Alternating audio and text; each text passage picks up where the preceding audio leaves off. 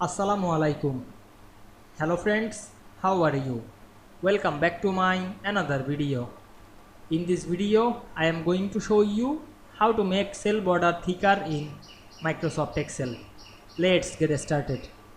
At first, you have to open your Excel workbook. We can see here many data. Now we want to make cell border thicker. At first, select the cell, click and drag on our mouse, then go to the home menu, select the border drop down menu.